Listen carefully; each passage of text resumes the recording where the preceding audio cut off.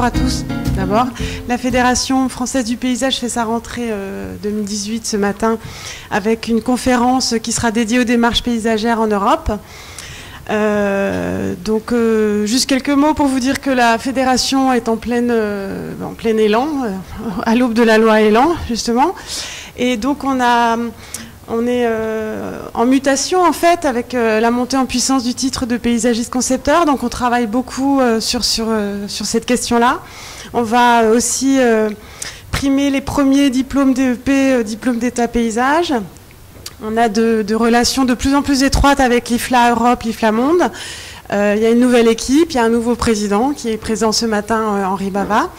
Voilà toutes les nouveautés de la Fédération française du paysage. Et dans toutes ces mutations, on est en proximité aussi avec l'État, avec les ministères, avec des personnes influentes qui travaillent sur les politiques de paysage. Donc pour nous, c'était indispensable de vous inviter pour lancer notre année avec ce document que vous venez de sortir sur inspiration européenne et sur l'analyse que vous avez fait de 8 paysages, de 8 pays européens. Donc vous allez nous présenter tout ça et puis vous présenterez aussi tous les deux, donc Jean-Luc Cabri et Jean-Pierre Thibault. Donc il nous manque une personne qui a participé à ce dossier. Ce dossier qui est donc un dossier qui a été fait dans le cadre du CGEDD, Conseil Général, je ne sais pas si vous connaissez, Environnement et Développement Durable. C'est un des conseils qui fait partie du ministère de la Transition écologique. Donc vous allez nous expliquer aussi quelle est la mission de ce conseil. Et puis voilà, je crois que c'est tout. Merci. Oui, puisque le micro m'est passé. Jean-Pierre Thibault. Moi, je ne suis pas paysagiste, je ne suis même pas ingénieur, je ne suis même pas architecte, rien du tout. Je suis tombé dans le paysage il y a une trentaine d'années par hasard, parce que j'avais la proximité physique de la mission du paysage, qui était juste à côté de mon bureau, au ministère de l'Équipement, qui était avec Jean Cabanel, Régis Ambroise, Caroline Stefulesco, quelques autres, que vous regarderez dans vos livres et qui ont beaucoup apporté à la politique française du paysage. Voilà, donc je suis tombé là-dedans, je n'en suis pas sorti, et j'essaye d'illustrer à mon niveau, dont on verra tout à l'heure quelle est la position, les politiques du paysage. Je suis un amateur de paysage. Voilà. Bon, moi c'est Jean-Luc Cabri. J'ai une formation d'ingénieur à l'origine, travaux publics, et puis moi je suis tombé dedans plus tard, donc j'ai interrompu ma carrière administrative pour reprendre des études. Donc entre 1999 et 2003, j'ai passé le concours pour rentrer à l'école du paysage de Versailles. J'ai fait la scolarité complète et je suis sorti très fier de moi avec le diplôme. Et là, j'ai commencé une carrière plutôt faire du paysage dans l'administration, le ministère à l'époque de l'écologie, de l'environnement. C'était plutôt la protection des paysages. Donc je suis devenu inspecteur des sites en Île-de-France.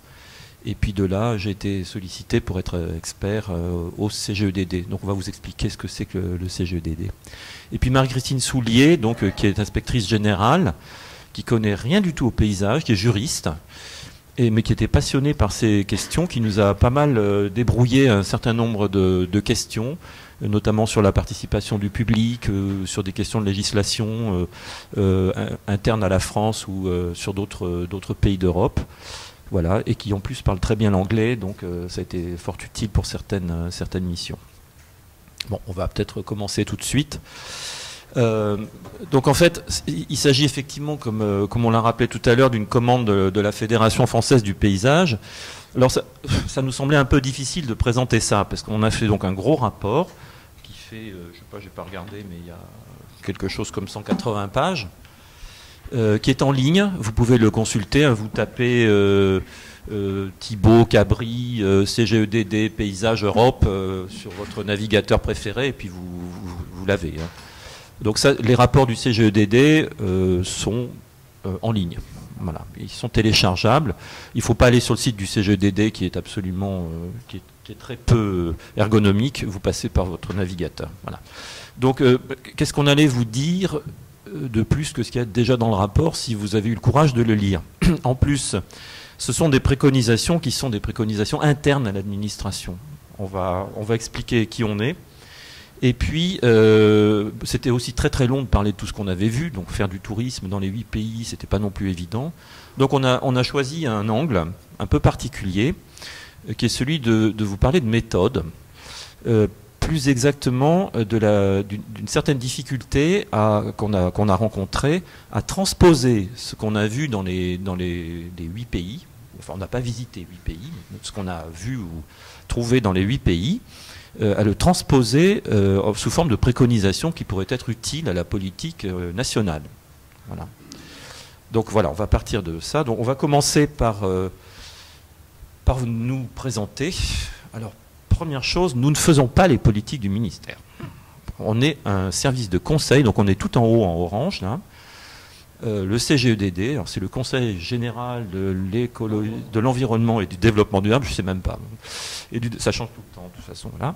Et nous sommes placés, nous ne sommes pas un service, nous ne sommes pas dans la pyramide hiérarchique du ministère de la Transition écologique et solidaire, on est un petit peu à côté. Et on est conseiller du ministre, on fait des audits de service, on réfléchit sur des sujets qui peuvent être aussi bien des sujets sur l'énergie, sur les risques, sur la biodiversité, enfin il y a tout sur le logement. Et donc effectivement on est une petite équipe à nous préoccuper plutôt des questions de paysage et de protection des paysages. Et donc nous n'avons pas un directeur, nous avons un président. Et ce président, c'est le ministre. Avec un vice-président qui est une vice-présidente, qui est là effectivement physiquement. Mais le président, c'est le ministre. Voilà. Et donc dans cet organigramme, je ne sais pas si je vais pouvoir déplacer la petite souris. Oui. Donc nous sommes là. On la voit sur l'écran ? Oui. Et dans cet organigramme, donc on a toute une pyramide. Alors on a la direction générale de l'aménagement du logement et de la nature. On a la direction générale de l'énergie et voilà, du climat. Il y en a d'autres, les risques, etc., les transports. La DGALN donc, est subdivisée en 2 directions, la direction de l'habitat, de l'urbanisme et des paysages et la direction de l'eau et de la biodiversité. La direction de l'habitat est elle-même subdivisée en plusieurs sous-directions, dont la sous-direction de la qualité de la vie, QV, dont dépend, vous voyez la pyramide, dont dépend un certain nombre de bureaux, je crois qu'il y en a 5, dont QV1, qui est le bureau des sites, et QV2, qui est le bureau des paysages. Voilà. Donc pour nous, et puis donc j'ai mis dans un petit carré à part les services dits extérieurs, les services territoriaux du ministère, qui sont les DREAL, les directions régionales, je ne sais jamais, de l'environnement, de l'aménagement et du logement, et où travaillent les inspecteurs des sites, donc qui sont également qui sont chargés de missions paysages et sites, les directions départementales des territoires que la FFP connaît, puisqu'il y a un certain nombre de ses membres qui sont paysagistes conseils, à la fois dans les DREAL et dans les DDT, et puis les architectes des bâtiments de France, qui sont dans un autre ministère, mais avec qui nous travaillons en matière plutôt de protection. Voilà, je pense que j'ai été pas trop long. Donc pour ce qui est du CGEDD, il est bien clair que les rapports qu'on fait sont des rapports à destination du ministre et de ses services, qui sont des rapports donc internes à l'administration, donc avec des préconisations qui peuvent être extrêmement techniques, voire absconses pour le grand public. Donc vous êtes un public de paysagistes, d'étudiants, de citoyens un peu éclairés qui s'intéressent à ces questions, mais même pour vous, ces propositions qu'on fait sont parfois vraiment un peu technocratiques, on va dire. Voilà. Donc on va passer à la suivante. Alors que fait l'État ? Donc dans quel cadre on intervient ? On ne va pas dire voilà comment un projet doit être, voilà comment on doit travailler sur le terrain, etc. Le cadre, l'État, ce qu'il fait, c'est qu'il fixe un cadre. Il fixe un cadre pour toutes les politiques, pour que les choses évoluent. C'est un cadre juridique, c'est un cadre incitatif. Alors incitatif, ça peut être mettre en place un label de qualité, un concours, de l'expérimentation aussi. On essaie de mettre en valeur des expériences particulières et de les faire connaître à tout le monde. Et puis il a un rôle régalien, c'est-à-dire un rappel de la loi auprès des élus, notamment sur les documents d'urbanisme, enfin sur plein d'autres documents. Et puis l'État est subdivisé en services régionaux et départementaux, donc ils suivent un peu toutes les actions des territoires, car la France est un pays qui est en train de se décentraliser. C'est pas encore fini. Bon. Voilà, on va peut-être... Oui, alors la politique française du paysage est une politique beaucoup plus ancienne qu'on pourrait le penser. Tout n'a pas commencé dans les années 80-90 quand le sujet a été mis à l'agenda par des ministres dont certains sont assez célèbres, mais auparavant, les grands corps de l'État, les grands corps d'ingénieurs avaient un souci de qualité de leurs ouvrages ou de leurs actions qui est tout à fait intéressant. Et quand on regarde des dessins de routes, de ponts, quand on regarde aussi des concours organisés par le ministère de l'Agriculture sur les plus belles exploitations, cette dimension-là n'était pas du tout absente. Néanmoins, on date, parce qu'il faut bien le faire, le début de la politique du paysage en France, du Second Empire, de 1861, où pour la première fois, un espace végétalisé, minéralisé, etc., les séries artistiques de la forêt de Fontainebleau sont protégées par décret impérial, parce qu'il faut préserver ce que les peintres de Barbizon ont peint. Et puis, ça continue. Là, vous avez sur l'écran la loi de 1906, la première loi sur la protection des sites, qui était très courte, très simple, qui faisait suite à des volontés de détruire certains espaces qu'on estimait magnifiques, par notamment des centrales hydroélectriques. Camille Beauquier, le rédacteur de la loi, était député du Doubs, et il y avait la source du Lison qui devait être mise en barrage et avec un captage, et donc il a dit que c'est pas possible, il faut faire quelque chose. Les Anglais avaient fait un peu la même chose auparavant dans le Lake District. Enfin bref, on n'était pas les seuls, mais le XXe siècle sera un siècle de politique de protection, d'abord d'éléments ponctuels, ce qu'on appelait des monuments naturels, et puis d'espaces de plus en plus vastes. On est passé de quelques hectares protégés à quelques parcelles à peine, à des espaces de plusieurs centaines, voire plusieurs milliers d'hectares. J'ai eu la chance de contribuer à la protection du Marais Poitevin. On était sur du 18 000 hectares. Donc c'était des grands espaces un peu complexes. Et on commençait à arriver à l'idée qu'on ne protégeait pas simplement des choses très, très ponctuelles et très spectaculaires, mais bel et bien des morceaux de territoire assez compliqués. Et puis on s'est dit qu'il fallait quand même gérer tout ça, et on a inventé la politique des grands sites pour les espaces qui étaient les plus fréquentés et dont la fréquentation entraînait un certain nombre de désordres et de difficultés. Et puis on a, grand tournant dans les années 80, indiqué qu'on ne devait pas simplement s'intéresser aux espaces exceptionnels, mais bel et bien au territoire de droit commun, au territoire du quotidien. Et les politiques du paysage ont commencé, notamment avec la mission du paysage dont je parlais tout à l'heure, avec un certain nombre de sujets thématiques, les terrasses, les arbres en ville, et puis les observateurs photographiques, qui sont aussi une invention de cette époque-là. Et puis il y avait eu, juste avant, un reportage photographique de la Datar qui avait vraiment marqué les esprits, parce qu'on découvrait une France qui était devenue un peu américaine. On avait des paysages qui ressemblaient beaucoup aux grands espaces de l'Ouest américain. Donc ça a été une sorte de choc. Et puis est venue, pour couronner un petit peu tout ça, la loi paysage de 1993, qui est la première loi en France qui parlait non pas de sites d'exception, mais bien du quotidien. Et bon, alors le contenu de la loi, on ne va pas revenir là-dessus, mais disons que l'intérêt principal de cette loi, c'est d'avoir mis l'accent sur le fait que n'importe quel territoire méritait un traitement qualitatif et une attention particulière.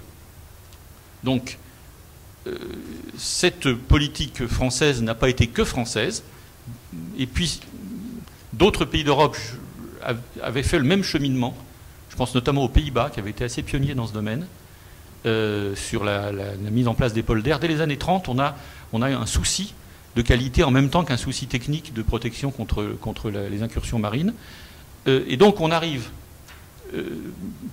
progressivement dans la décennie 90, puis le 20 octobre 2000, et le 20 octobre 2000, c'est la signature à Florence de la Convention européenne du paysage, qui a réussi le tour de force de mettre d'accord des pays aux très vieilles traditions culturelles très différentes, voilà, la grande variété des pays d'Europe et de leur culture, autour de principes communs.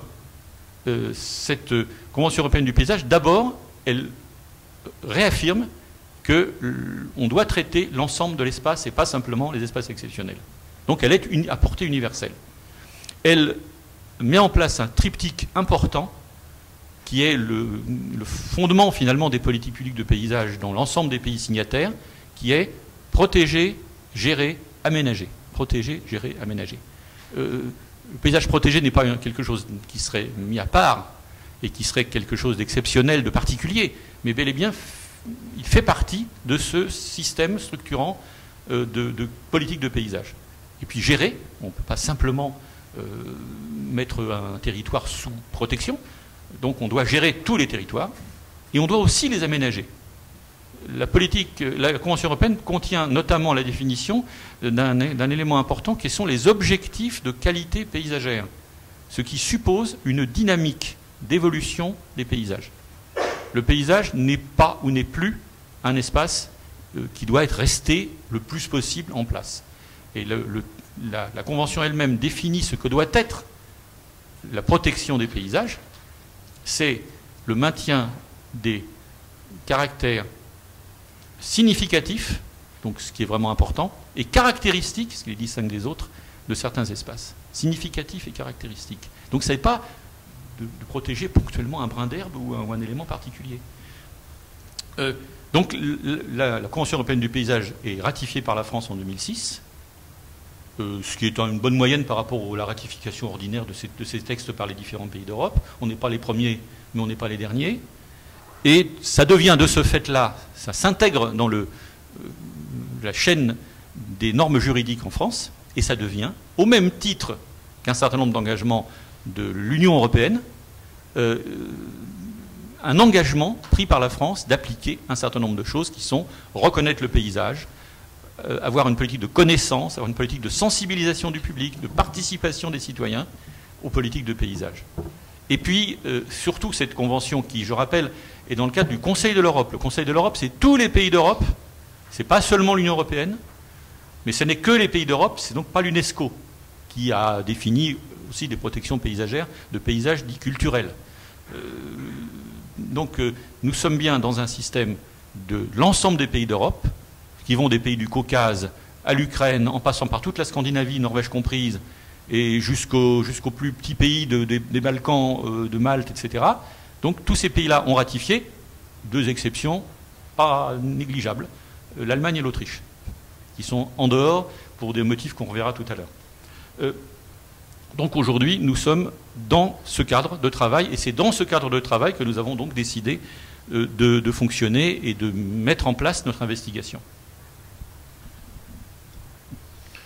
Oui, donc par rapport à la Convention européenne du paysage, on est donc sur les aspects protection et puis les aspects gestion, aménagement dont parlait Jean-Pierre à l'instant. Donc on vous a fait deux petites diapos là-dessus. Les politiques de protection du paysage, en France, ce sont des politiques évidemment anciennes. Hein. On a parlé de 1906 tout à l'heure et même bien avant. Donc là, je vous ai mis juste deux images pour illustrer ces politiques qui sont gérées par le bureau, souvenez-vous de l'organigramme QV1, complètement à gauche, le premier des deux bureaux qui s'occupent de paysage, qui anime le réseau des inspecteurs des sites en France. Donc la première image, c'est un site qui est en cours de classement, puisque dans le cadre de l'opération Patrimoine mondial Val-de-Loire, la France s'est engagée à mettre en valeur et à protéger les paysages de l'ensemble du Val-de-Loire. Et donc l'un des outils qu'on peut utiliser pour ça, c'est le classement. Donc là, vous avez le site classé en cours de classement de Montsoreau. Donc c'est le site de la confluence Vienne-Loire. Voilà. Et puis, l'image d'en dessous, c'est aussi un site classé, c'est la baie de Somme, mais qui est aussi un grand site. Alors Jean-Pierre en a touché un mot tout à l'heure. L'intérêt des grands sites, c'est, sur la base d'un site classé, c'est de mettre en place une gouvernance locale, c'est-à-dire de faire en sorte que les territoires, les élus, la plupart du temps sous forme de syndicats mixtes, s'associent pour gérer le grand site. Et surtout en gérer la fréquentation. Ce sont la plupart du temps, d'ailleurs c'est la définition des grands sites, ce sont des sites super beaux, qui sont très connus et qui sont du coup parfois victimes de leur succès, c'est-à-dire victimes du tourisme. Donc il y a énormément de travaux à faire pour dissimuler des parkings, pour les éloigner de la plage, pour organiser les circuits, pour mettre des circulations douces, etc. etc. Et ça, c'est pas dans les attributions du ministère. Le ministère, lui, il édicte une politique qui est une politique régalienne qui consiste à donner des autorisations de travaux dans les sites classés.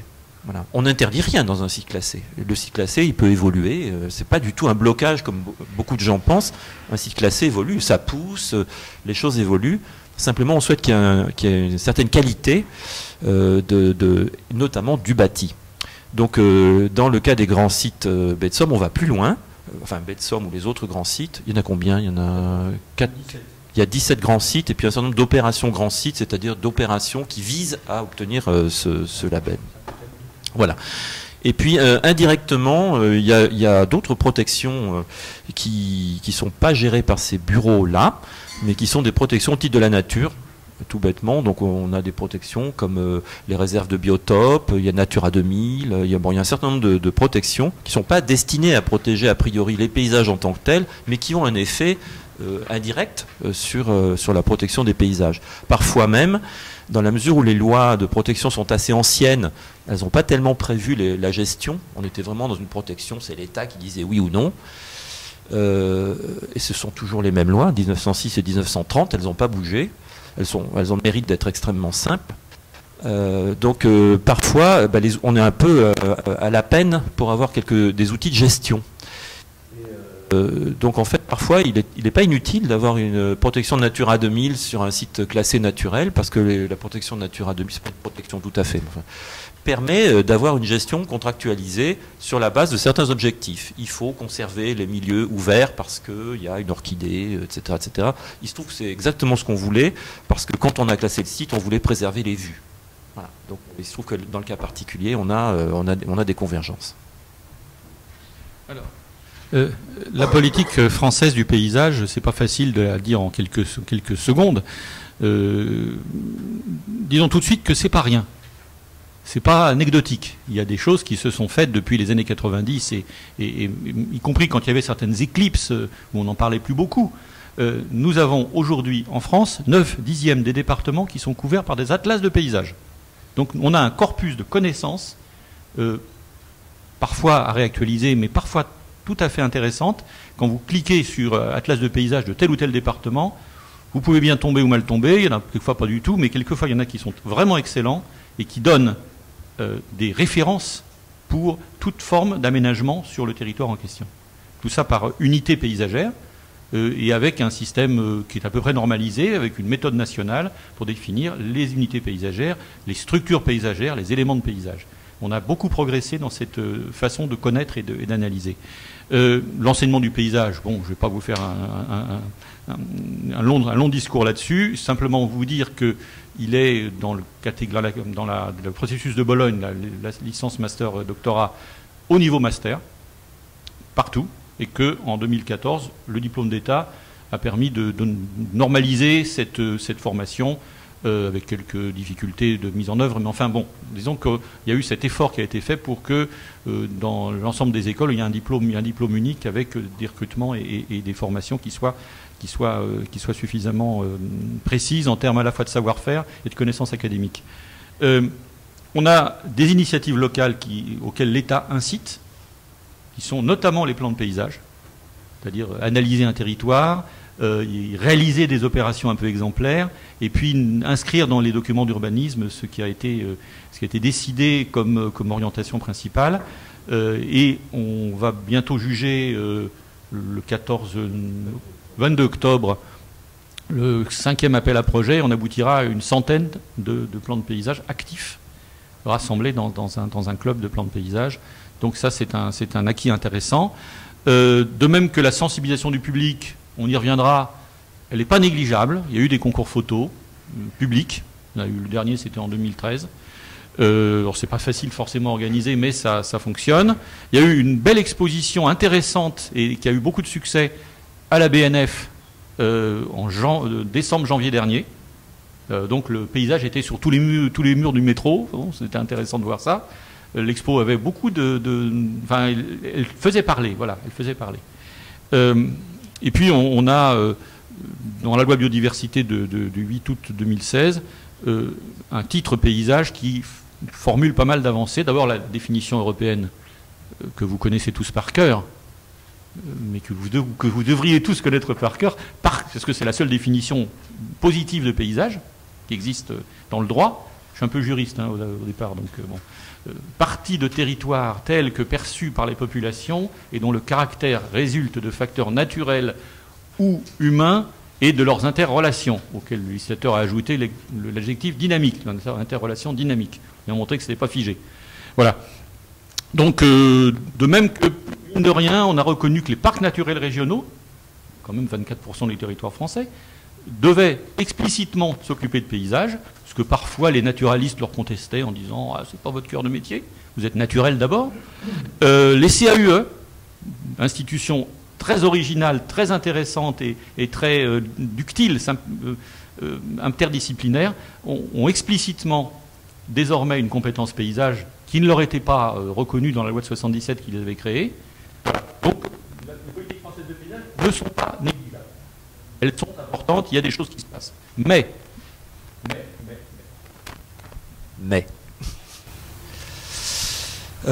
en fait, la situation est assez contrastée. Donc, il y a eu un premier rapport qui a été fait par le CGEDD. Donc en 2004, on arrive à ce sujet, tout ça c'était des généralités pour placer un peu le contexte. On était un peu long. Donc on a fait un premier rapport au CGEDD qui s'appelait Paysage et aménagement, proposition pour un plan national d'action. Alors j'en ai apporté un exemplaire, c'était la présentation traditionnelle du CGEDD dans les années 2014. Il est également en ligne. Vous tapez, je l'ai fait avec Denis Clément. Vous tapez paysage, CGEDD, mon nom, paysage d'aménagement, proposition pour un plan national d'action, et vous l'avez. Donc on a mis 2 ans à le sortir, sachant qu'à la fin, on a attendu un petit peu, puisqu'on savait que Ségolène Royal devait arriver, qu'elle était intéressé par les questions de paysage, donc on a trouvé un créneau pour lui présenter le rapport où il a été présenté en présence de beaucoup de gens, en présence de la FFP en particulier. Voilà. Et donc dans ce rapport, on avait pointé la situation d'aujourd'hui. Alors on avait constaté qu'effectivement il y avait un certain nombre de paysages, des paysages toujours vivants, mais qui ont été légués par l'histoire et qui contribuent en particulier au renom, à la renommée touristique de la France, dont c'est quand même l'une des grandes ressources, le tourisme en France. Donc bon, là j'ai mis un paysage qui est en cours de classement, qui est passé en commission supérieure avant-hier. C'est la colline d'Alox-Corton, c'est les côtes nord de Beaune. Ils sont des paysages, contrairement, c'est pas une carte postale, ce sont des paysages extrêmement vivants. Enfin, vous connaissez les vins de Beaune, le coût de ces vins. Voilà. Et puis également des paysages qui sont urbains, qui sont avec des projets qui peuvent être des projets intéressants. Là, c'est Rouen, c'est le Grand Prix du paysage 2018 de notre collègue Jacqueline Hosty. Voilà. Donc ça, c'est le côté un peu plutôt. Bon, on a quand même relevé qu'il y avait des choses un peu positives, mais il y en a quand même beaucoup qui sont pas top, quoi. Donc ça, c'est la revue Télérama qui a fait Flores en 2010, qui avait été vraiment la grande révélation. Enfin, c'était pas nouveau, mais il y avait eu plein d'émissions à la télé ou ailleurs avant, Chef-d'œuvre en péril, les France défigurées, etc., etc. Donc là, c'était halte à la France moche. Voilà. En fait, c'est ça. Le problème, il est dans ça. Donc le rapport de 2014 fait ce constat. Donc il essaie d'analyser pourquoi on en est à cette situation. Donc l'expansion urbaine, l'intensification, la déprise agricole, le manque de coordination des politiques d'aménagement surtout, et puis des nouveaux défis qui sont liés à la transition énergétique et à l'évolution climatique. Et puis on avait pointé également un problème culturel, qui était que les élus, les maîtres d'ouvrage, les professionnels de l'aménagement, je ne parle pas des paysagistes, mais les professionnels de l'aménagement n'ont pas forcément conscience de l'intérêt de l'approche paysagère, pour eux, c'est souvent une couche de plus. On parle souvent du paysage comme comme d'une politique sectorielle comme une autre. Le paysage, c'est peindre en vert les talus d'autoroute, une fois que les talus sont évidemment dessinés, et pas du tout vécu comme un projet transversal qui peut donner du sens dès l'amont. Voilà. Donc le rapport de 2014 proposait, donc, je vous l'ai dit, une analyse de toutes ces raisons et faisait beaucoup de propositions. Il y en avait 70. Donc ce n'était pas les 8 propositions qu'on fait là, c'était 70 propositions. Sachant que l'idée, c'était pas de dire c'est ça qu'il faut faire. L'idée, c'était voilà des idées. Et maintenant, il faut mettre en place un comité de pilotage qui soit de préférence interministériel. C'était toujours l'idée de transversalité, qui soit interministériel et qui puisse se saisir de ces 70 propositions et faire un programme d'action. Donc nos propositions, il y avait quatre grands axes, je ne vais pas rentrer dans les détails. Hein. Il y avait une idée de promouvoir le paysage comme un outil d'aménagement qui intégrait les perceptions sociales, ça c'était important.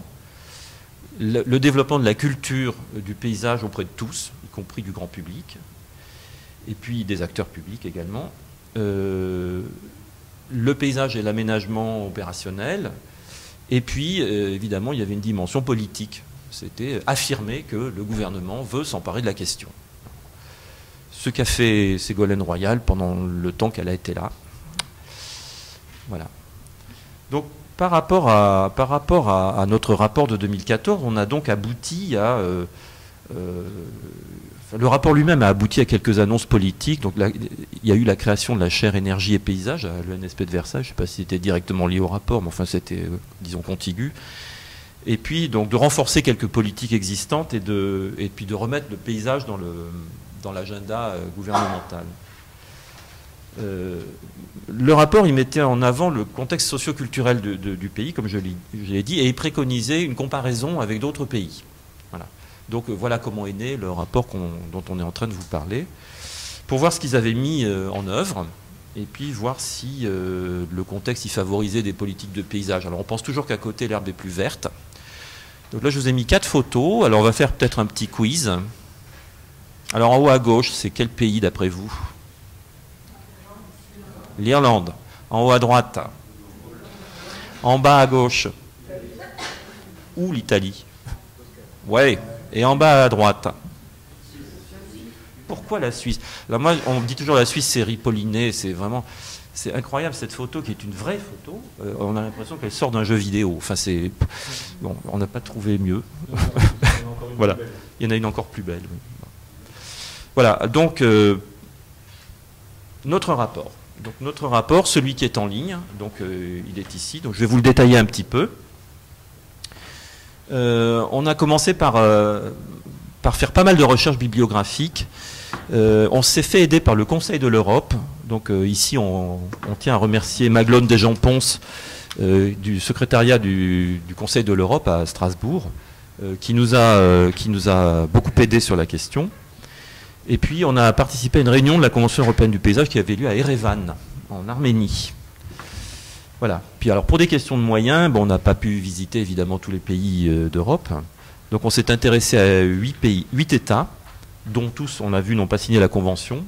Donc c'était l'Allemagne, la Belgique, plus exactement la communauté française, la Wallonie, l'Espagne, plus exactement la communauté autonome de Catalogne, qui se trouvait pas trop loin, et pour laquelle il y avait des choses intéressantes, l'Irlande, l'Italie, donc on est allé à Milan, en Lombardie, les Pays-Bas, où on n'est pas allé, on n'a pas réussi à avoir des contacts, mais enfin on a travaillé sur la base d'une documentation assez complète, et puis en voyant pas mal de gens qui travaillent eux-mêmes aux Pays-Bas, l'Angleterre, au Royaume-Uni, et la Suisse. Alors le rapport, c'est donc pas une étude comparative entre les États ou une analyse de la pertinence de leur politique. Hein. Il ne s'agissait pas du tout de juger qui que ce soit, enfin, on ne pourrait pas se le permettre. Le but, c'était d'améliorer les politiques françaises sans être vraiment exhaustif. Alors le rapport, il comporte une première partie qui est un peu une analyse des pays, avec ça on va vous en parler, avec qu'est-ce qu'on voit de commun, comment les pays semblent converger du fait de la Convention européenne du paysage. Et puis, à l'issue de ça, un certain nombre de recommandations dont on s'est inspiré, enfin, on s'est inspiré des visites des pays qu'on a rencontrés pour faire ces recommandations avec les problèmes de méthodologie dont on va vous parler et qui vont être vraiment l'essentiel du discours.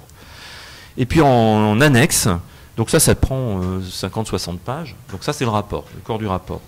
Et puis en annexe, il y a plus de 80 pages d'annexe. Moi je trouve personnellement que c'est ce qu'il y a de plus intéressant dans le rapport. Il y a des monographies par pays, avec des fiches par pays. Donc quand je dis une fiche, c'est 10 pages à peu près par pays. Et puis des fiches thématiques sur un certain nombre de thèmes. Voilà, donc je crois que j'ai à peu près parlé de tout. Le rapport, la commande du rapport, c'était également, comme toujours dans nos préconisations, c'est le réalisme.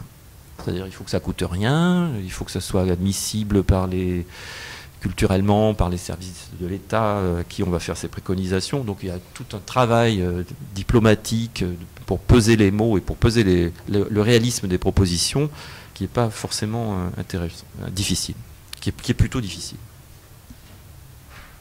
Donc nous avons constaté qu'effectivement la Convention, depuis la décennie et demie ou les 2 décennies qu'elle existe, avait engendré, parce que les pays d'Europe, grâce au secrétariat de Strasbourg, se voient régulièrement, se confrontent leurs pratiques, confrontent leurs méthodes.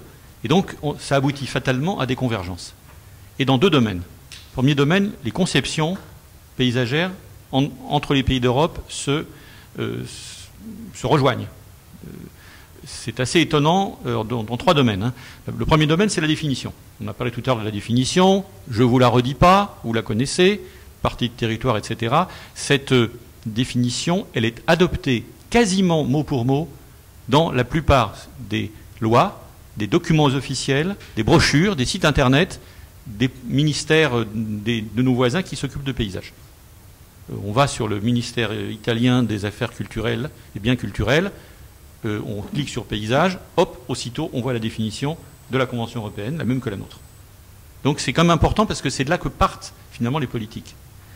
Et il y a une évolution tout à fait intéressante qui s'est faite, c'est la Suisse. En 1997, on tombe sur un premier document sur le paysage qui reste un document objectiviste, en fait, où on parle surtout de la partie matérielle et de la partie naturelle. Le paysage, c'est quelque chose qui reste, comment dire ça, très objectif. Les perceptions n'interviennent pas. Et quelques années plus tard, nouveau document, et là, pour le coup, la perception par les habitants, la perception collective de la beauté des lieux devient, en Suisse, aussi, dans ce pays un peu à cheval sur les 2 cultures germaniques et latines, quelque chose qui est approprié avec ces doubles composantes perceptives et objectives. Donc c'est une définition. Enfin, alors il reste l'Allemagne et l'Autriche qui sont effectivement encore dans le côté réseau d'écosystèmes, objectivité des lieux, mais qui font néanmoins des politiques de paysage et dont on peut penser que cette réticence vis-à-vis du perceptif tient un peu à leur histoire douloureuse. Ensuite, il y a un effort dans tous les pays d'Europe de connaissance du paysage. Nos atlas, dont j'ai dit tout à l'heure qu'il y en avait 9 départements sur 10, c'est une démarche générale en Europe. Il y a des pays qui ont totalement fini. La Catalogne a 7 catalogues de paysages, c'est le terme utilisé là-bas, sur les 7 grands territoires d'aménagement du territoire de la Generalitat. La Belgique a un travail pratiquement bouclé en termes de grandes familles de paysages et des cartes au 20 millième très précises sur les paysages de Wallonie. L'Angleterre a un socle très solide de ce qu'ils appellent des Landscape Character Assessment avec une carte nationale de l'ensemble des unités paysagères d'Angleterre. D'Écosse et du Pays de Galles, c'est encore un peu différent. Vous savez que là-bas, c'est des entités un peu distinctes. Troisième caractéristique, un niveau accru de formation des professionnels. On a identifié 2 pays, Suisse et surtout Belgique, qui sont passés de Bac+3, ou équivalent Bac+3, c'est-à-dire de savoir-faire, de techniciens du paysage, à des paysagistes au sens où on l'entend chez nous, c'est-à-dire le niveau master. Donc ça, c'est un premier élément, les conceptions sur la profession de paysagiste, sur les connaissances et sur les définitions sont convergentes désormais, même si, par exemple, dans les pays latins du Sud, là, Italie et Espagne, la profession de paysagiste reste très peu nombreuse, très peu identifiée et très assimilée dans sa formation aux autres professions, notamment aux architectes, éventuellement aux urbanistes et quelquefois même un peu aux agronomes. Mais voilà, il n'y a pas de paysagistes au sens strict dans ces deux grands pays qui pourtant ont des politiques de paysage intéressantes. Deuxième élément, convergence de pratique, pas seulement de conception. On va venir à cet élément majeur. Nous avons aujourd'hui, dans beaucoup de pays parmi nos voisins, une volonté d'énoncer une stratégie nationale. D'énoncer une stratégie nationale, c'est-à-dire des objectifs, des cibles, des priorités, dans un document largement concerté, issu d'un grand débat national. On est arrivé à Erevan, qu'est-ce qu'on nous a mis sous les yeux aussitôt? La National Landscape Strategy of Ireland. Bon. On a vu la même chose en Catalogne, où une loi sur le paysage est sortie en 2005, qui donne tous les éléments possibles des politiques publiques et tous les objectifs possibles. On a vu la Suisse, mais on va y revenir un peu plus loin. C'est un premier élément qui nous a semblé extrêmement intéressant et qui nous a semblé éventuellement possible en termes de conséquences à tirer sur notre propre pays. Deuxième élément de convergence de pratique, le paysage est vu à peu près partout chez nos voisins, non pas comme une politique à part, mais comme une dimension des politiques sectorielles d'aménagement de l'espace. On va revenir là-dessus aussi dans le cours de l'exposé. Donc c'est pas un tuyau d'orgue de plus, où le paysage aurait, comme le petit dernier de la famille, tenté, en hurlant un peu plus fort, de se glisser parmi les frères et sœurs. C'est vraiment une dimension particulière, importante, des politiques sectorielles. Et troisième convergence de pratique, dans des pays qui, quelquefois, ont tendance à tout attendre de leur État ou de leur province ou de leur région, les sociétés locales, les collectivités locales mettent en place des politiques de leur propre initiative. Ça, c'est un mouvement général qu'on ne voit pas trop qu'on ne voyait pas trop dans beaucoup de pays qui étaient, contrairement à ce qu'on pourrait penser, beaucoup plus centralisés et beaucoup plus attentistes de ce que ferait le niveau central ou le niveau régional ou le niveau communautaire. Donc ça, c'est un élément intéressant. Bon, alors il y a des convergences, mais il y a aussi des questions qui ne sont pas réglées. Qui ne sont pas réglées chez nous, mais qui ne sont pas réglées chez eux non plus. Les pays sont évidemment, même s'ils ont des convergences, en état d'avancement très différents. La plupart des pays d'Europe ont en place, mais depuis un certain temps, des politiques de protection des paysages exceptionnels. La plupart des pays aujourd'hui vont plus loin, débordent de ces territoires d'exception pour partir vers une politique générale. Mais il reste encore ce corpus et cette idée que le paysage, c'est surtout la nature, que c'est surtout la végétation, que c'est surtout la conservation. Ça bouge, mais ça bouge avec des vitesses très différentes d'un pays à l'autre. Donc c'est un peu compliqué. Dans les 8 pays qu'on a étudiés, ce sont les pays qui vont plus loin. Il y a des pays comme l'Estonie qui vient d'adhérer à la Convention, il y a des pays comme l'Arménie ou l'Azerbaïdjan qui sont là-dedans, et pour lesquels il y a effectivement une identification des paysages patrimoniaux, identitaires, et pas suffisamment de choses allant plus loin. Et puis il y a des domaines qui sont des problèmes partout. Un problème ancien, lancinant, qui est le problème des franges urbaines. Partout, on n'a pas su comment gérer cet accroissement de population et cette artificialisation des sols. Et ça, on n'a pas trouvé vraiment de solution idoine, efficace, intéressante, transposable, mais pas mal de réflexions sur les franges urbaines dans les pays voisins.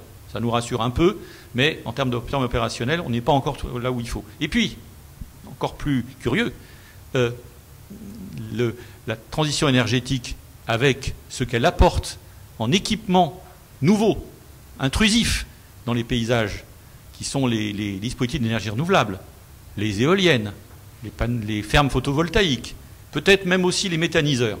Tout ceci apparaît partout en Europe, évidemment, mais à notre grande perplexité, n'a jamais été traité, n'est pas traité en termes de ligne directrice, en termes de doctrine, etc., au niveau des pays, des États européens. Exemple, sur l'écran, vous avez la baie de Cobb. Cobb, s'appelait Queenstown auparavant. Pour l'anecdote, c'est là où le Titanic a fait escale, dernière escale avant de tenter de franchir l'Atlantique et de ne pas y arriver. C'est là qu'il s'est arrêté. Il y a un petit musée commémoratif. Bon, voilà. Et la baie de Cobb, c'est un magnifique pays, un magnifique territoire avec des îles, avec une ouverture sur le grand large, et avec un coteau, une cathédrale qui commande toute cette baie. Et le comté de Cork, où ça se trouve, avait mis en place, avec ses services, un schéma directeur éolien, ce qui n'est pas une mauvaise idée. Et puis cet endroit, qui est un endroit assez dynamique en termes de croissance par le fameux tigre celtique, a vu l'implantation d'énormément d'usines assez polluantes en place des anciens chantiers navals qui existaient par là. Donc se sont implantées beaucoup d'usines polluantes, et ces usines polluantes, on leur demande évidemment des compensations pour s'implanter. Et ils ont dit, bah écoutez, en termes de compensation carbone, on va s'auto-approvisionner en énergie. Donc on va implanter des éoliennes à côté de notre usine, sur le territoire que l'on maîtrise. On ne va pas aller en mettre dans des espaces un peu compliqués et un peu lointains. Et le chief executive, c'est-à-dire le préfet, qui là-bas a encore des pouvoirs d'avant 83 en France, le pays de l'Irlande est très peu, n'est pas décentralisé du tout. Même s'ils sont que 4 millions d'habitants, c'est 4 millions véritablement d'un seul bloc. A décidé que c'était très bien, donc on a vu s'implanter 1, 2, 3, pour l'instant, 4 éoliennes dans la baie. Depuis la cathédrale, on en aperçoit une là-bas. Pour l'instant, c'est pas trop mal, c'est des signaux ponctuels. Imaginons que toutes les usines décident de doubler leur nombre d'éoliennes, et que toutes les usines se mettent à faire la même chose. C'est un peu dommage que le beau schéma qui prévoyait que les éoliennes devaient s'implanter à gauche de la diapo, dans un endroit qui était plutôt considéré comme intéressant pour ça, tout ça a été balayé d'un verre de main, et donc on n'a pas aujourd'hui de politique véritablement cohérente en matière d'implantation de ces dispositifs, qui sont pour autant des dispositifs très importants et très intéressants à l'échelle de la planète et de nos pays. Mais voilà, on n'a pas trouvé là de ligne directrice énergie et paysage. Voilà, donc on a des choses qui ne sont pas explorées, les périphéries, l'énergie, tout ça reste à faire à l'échelle du continent. Bon, alors là, on arrive enfin au sujet. Méthodologie, comment transposer à la France les politiques de nos voisins. Donc, c'est très difficile. Donc, on l'a déjà dit tout à l'heure, par exemple, Jean-Pierre vient de vous parler de l'Irlande, dont on a découvert que c'était un pays extrêmement centralisé, où le rôle de l'État est très important. Ils nous ont dit à un moment, un maire qui ne faisait pas ce qu'il fallait, ah bon, on abolit la commune. Voilà. Enfin, je pense que c'était une erreur de traduction sûrement, mais en gros, le préfet prend le pas. Voilà, donc c'était effectivement, en France, c'était comme ça avant les années 83, à peu près. Donc on a des organisations territoriales très différentes. On a des pays qui sont centralisés. Donc il faut vraiment aller dans les pays en dehors de la France pour se rendre compte que la France est encore un pays très centralisé. Malgré les lois de décentralisation, on est encore un pays très décentralisé, très centralisé.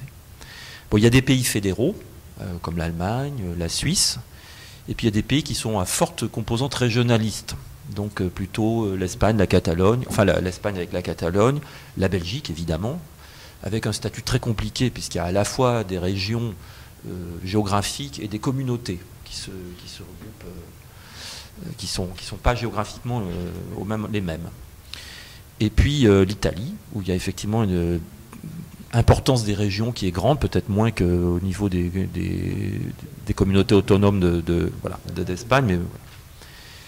Et puis donc des cultures aussi très différentes. Des pays où le mot paysage, j'exagère un peu, mais c'est pas un gros mot, quoi. Parfois, dans certains services, on n'ose pas utiliser le mot paysage. Là, on a la photo, c'est le fond, enfin c'est le mur du fond de l'Assemblée fédérale suisse. Voilà, donc ils n'ont pas une république, une Marianne, un machin, ils ont un paysage qui est le paysage symbolique de Suisse, Je ne sais plus quel massif c'est, mais pour eux, il est très très important. Voilà. Il y a un lac, enfin tout ce qu'on a vu. Voilà. Et une chose importante, c'est que en Suisse, le mot paysage, il est dans la Constitution. Alors nous, on n'y est pas encore. Hein. On a quand même la loi de 2016, on a mis la définition du paysage. Voilà, le mot paysage est dans la Constitution. Il fait partie de l'éducation scolaire dans pas mal de pays. Et puis, c'est vrai qu'on n'a pas forcément, comme en France, le poids des technostructures en place qui ne sont pas forcément formées à ce type de culture. Bon, des politiques également très différentes. On a en France un puzzle territorial très imbriqué, très compliqué, avec des structures territoriales qui n'ont pas de pouvoir les unes sur les autres. La région n'a pas la tutelle sur le département, qui n'a pas la tutelle sur les communes. C'est la Constitution, c'est l'article 72 de la Constitution qui dit que la région n'a pas cette tutelle. Voilà. Donc comment faire une politique pour arriver à jouer des différentes échelles paysagères en France? C'est quelque chose de pas du tout évident. Donc ça, c'était une de nos difficultés. Alors, pour vous préciser un peu de quoi il s'agit, je vais vous prendre un exemple. Alors, au fil de nos exemples, les préconisations qu'on a faites vont petit à petit émerger. On n'a pas eu envie de vous les présenter les unes après les autres, numéro 1, numéro 2, etc. Donc, vous en verrez un certain nombre, pas tous. Donc là, c'est l'exemple de l'Allemagne. Alors, donc on n'est pas allé en Allemagne. L'une des raisons, c'est qu'elle n'a pas signé la Convention européenne, donc on ne voulait pas non plus... voilà. Puis il y avait question de temps, de moyens, enfin, c'était un peu compliqué. Voilà. On a rencontré beaucoup de témoins, dont on a rencontré Henri Bava. Voilà. Et puis l'Allemagne est également très très documentée sur Internet. Pour peu qu'on utilise Google Traduction en allemand, on a pratiquement toutes les informations intéressantes. Alors, sur l'Allemagne... le paysage dans la planification urbaine. Donc vous savez que l'Allemagne est un pays fédéral, qu'on appelle le Bund. Il y a une série d'États, les Länder. Chaque Länder est subdivisé. Alors je ne sais plus comment ça s'appelle, les Bezirke, les arrondissements, j'ai oublié le nom allemand, et puis les communes. Voilà. Enfin, suivant les États, on a des organisations un petit peu différentes. Il y a une politique de planification urbaine en Allemagne qui est une politique pyramidale extrêmement imbriquée, d'abord avec des lois, des recommandations fédérales, puis au niveau de chaque État, qui se déclinent au niveau des arrondissements ou des fameux Bezirk, et puis qui se déclinent après au niveau des communes. Chaque niveau ayant autorité sur le niveau d'en dessous qui doit donc respecter les recommandations du niveau au-dessus. Ça, c'est pas possible en France. C'est l'article 72 de la Constitution, c'est pas possible. Et puis, ça, c'était donc la politique d'urbanisme. En matière de paysage, on a exactement la même chose. C'est-à-dire qu'on a une politique nationale qui se décline aux différents niveaux de façon pyramidale. Ce qui est très intéressant, c'est qu'à chacun des niveaux, il y a des ponts entre l'urbanisme, d'une part, l'aménagement, la planification urbaine, et le paysage. Alors on se dit, mais c'est merveilleux. Donc on arrive au niveau local à voir ce qu'ils appellent les Landschaftsplan, les plans de paysage. Vous en avez un là sur l'écran, c'est la ville de Winnenden.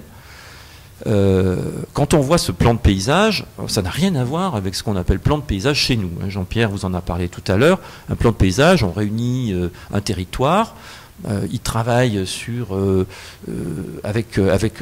y a tout un travail participatif pour déterminer quels sont les enjeux, etc. Et puis on a une partie du travail, du résultat du plan de paysage qui peut aboutir effectivement à être intégré dans le document d'urbanisme, le PLU ou le PLUI. Mais il y a plein d'autres choses. Il peut y avoir des actions, il peut y avoir des travaux, il peut y avoir de la communication, etc. Un plan de paysage, c'est ça. Ici, on est dans un plan schématique, dans un plan... ce sont des surfaces. Et en fait, on a une notion du paysage qui n'est pas tout à fait la même que chez nous. Ce qu'ils appellent le Landschaft, donc qui a une connotation beaucoup plus écologique que chez nous. Donc là, on est plutôt dans des définitions de territoire qui ont une certaine caractéristique naturaliste, écologique, voire urbaine, mais on est plutôt dans ce fonctionnalisme-là. Alors il y a un autre mot en allemand qui est le Landschaftsbild, qui est Bild, c'est l'image, le dessin, qui correspondrait peut-être plus à notre paysage tel qu'il est perçu, qui peut correspondre aussi aux peintures de paysages.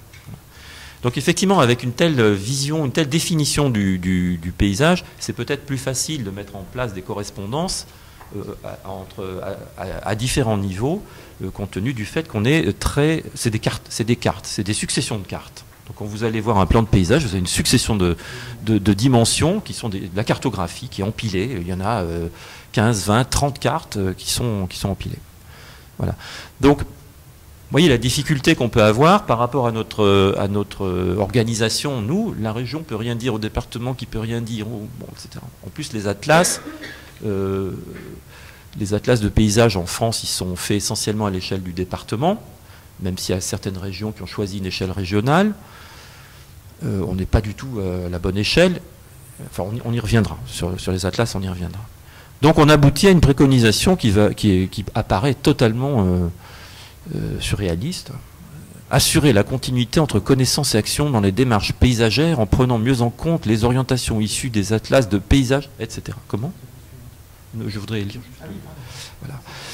Voilà. Donc, en fait, ce dont on s'est rendu compte, c'est que dans les atlas de paysage en France, en fait, ce sont des documents, et c'est la volonté de notre ministère, avec laquelle nous ne sommes pas d'accord. La volonté donc de notre ministère est de faire que ce soit des documents quasi scientifiques, c'est-à-dire qui se limitent à une simple observation des unités paysagères, de la composition de l'espace, de la végétation, etc., etc., avec des connotations évidemment, il y a une forme de participation, puisque les perceptions sociales font maintenant partie de ce qui est des atlas, mais qui est une sorte d'observation. Ce n'est pas un diagnostic. Or, moi j'avais discuté avec Bertrand Folléa notamment sur Bordeaux et d'autres endroits. Quand il fait un atlas de paysage, on arrive forcément à faire un diagnostic. Ne serait-ce que quand on décrit une unité paysagère en disant c'est un plateau avec les zones bâties, les villages, etc. sont plutôt en bordure de plateau, là où la terre est moins riche, etc. Enfin, ça c'est très connu. Bon, on va avoir tendance à se dire ça serait intéressant que l'urbanisation ne se fasse pas en plein milieu du plateau, mais continue à suivre cette règle. On peut en avoir d'autres de règles, mais au moins dire voilà l'impact de ce qu'on a vu. Voilà une sorte de forme de diagnostic. Notre ministère ne veut pas aller jusqu'à ces questions-là. C'est ça qu'on appelle assurer la continuité entre la connaissance et l'action. C'est-à-dire comment, à partir d'une observation, édicter des préconisations, ce qu'on appelle dans la loi de 2016 les objectifs, et dans la Convention européenne du paysage, les objectifs de qualité paysagère. Nous pensons que les atlas de paysage devraient aller jusqu'à la définition au moins d'une partie des objectifs de qualité paysagère qui résultent de ce travail. Voilà, donc c'est ce qu'on propose, alors sous cette forme un peu compliquée, assurer la continuité entre la connaissance d'une part et l'action dans les démarches paysagères, en prenant mieux en compte les orientations issues des atlas de paysage. Dans les documents de planification, alors on a trouvé en France, il y a un outil dans les PLU, les plans locaux d'urbanisme, avec un I, puisqu'ils peuvent être maintenant intercommunaux, de ce qu'on appelle les OAP, qui sont les orientations d'aménagement et de programmation, qui sont des documents qu'on peut mettre aujourd'hui dans les PLU, qui sont des documents qui peuvent préciser un certain nombre de choses. Donc on peut avoir des dessins de quartiers, par exemple, qui sont beaucoup plus précis qu'un simple zonage, avec un nombre d'habitants à l'hectare, avec des hauteurs de façade et des choses comme ça. On peut être beaucoup plus précis, avoir déjà un pied dans l'aménagement. Et donc il existe des OAP, comme je viens de vous le dire, orientation d'aménagement et de programmation, mais il en existe aussi qui sont thématiques sur l'ensemble de la commune ou de l'intercommunalité sur lequel s'adresse ce PLUI. Donc nous préconisons de proposer des thématiques, des OAP thématiques sur le paysage. Vous voyez comment on a essayé de récupérer quelque chose qui était quasi impossible en Allemagne. On n'a pas du tout la même définition du paysage, on n'a pas la même structure, on n'a pas la même façon de faire. Et donc finalement, la montagne accouche un peu d'une souris, pour être franc. Voilà. Mais je pense que c'est... et donc cette proposition qui est quand même assez minimaliste, elle a rencontré des résistances assez surprenantes au niveau des services. Donc on la défend. Alors, un autre élément en termes de méthodologie, c'est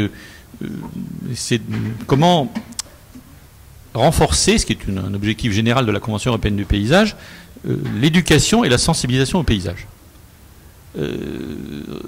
Alors là, il y a sur l'écran une diapo issue de l'Observatoire catalan des paysages, qui a travaillé, qui est un organisme gouvernemental s'occupant de l'ensemble de la politique paysagère au niveau de la communauté autonome de Catalogne. Et ils ont mis en place 7 grandes affiches. Ils ont mis au point tout ça avec les enseignants des collèges. Les enseignants des collèges en Catalogne se sont regroupés en groupe de travail avec les paysagistes catalans ou avec les gens de l'Observatoire catalan du paysage et ont édité des kits pédagogiques comportant notamment une grande image comme ça et qui ont abouti à une méthode pédagogique bête comme chou, mais qui mériterait vraiment d'être, dont on pourrait s'inspirer pour nos propres politiques et pour une politique de sensibilisation au paysage. On prend les gamins d'une classe et on les amène sur un point d'où a été prise la photo. Et on leur demande tout bêtement, qu'est-ce que vous voyez? Une fois qu'ils ont trouvé à peu près ce qu'ils voyaient, qu'ils ont pu décrire les choses avec l'aide de l'enseignant, on leur demande comment ça marche. Il y a une urbanisation à tel endroit, des champs, des usines, un centre commercial, comment tout ça, des routes, comment tout ça fonctionne, des montagnes. Voilà. Deuxième question. Troisième question, alors là, on change de photo et on leur montre une photo prise 20 ans avant au même endroit. Alors c'était pas pareil. Et le paysage a évolué. Des messages importants, le paysage, ça évolue. Et donc, comment vous pensez que ça a évolué? 2 ou 3 grandes orientations sur l'évolution depuis 20 ans. Dernière question, la plus vache. Comment vous voudriez que ça évolue dans 20 ans? Et là, le débat s'ouvre sur la capacité de continuer l'évolution dans un sens souhaité et pas simplement subi. Puisqu'il s'agit vraiment, au sens propre, de définir des objectifs de qualité. Donc ça, c'est un exemple qu'on a trouvé, qu'on a mis dans le rapport, dont on pense que ça peut être une source d'inspiration. Parce qu'en France, on n'est pas totalement démunis en matière de sensibilisation au paysage vis-à-vis des scolaires ou vis-à-vis du grand public. Mais c'est totalement foisonnant. Il y a énormément de petits organismes qui font des choses dans leur coin. Les CAUE font énormément. Certains parcs naturels régionaux, des centres permanents d'initiative pour l'environnement, des CPIE, qui ont de très beaux modules. Parfois, ces modules se retrouvent dans les CRDP, dans les centres régionaux de documentation pédagogique.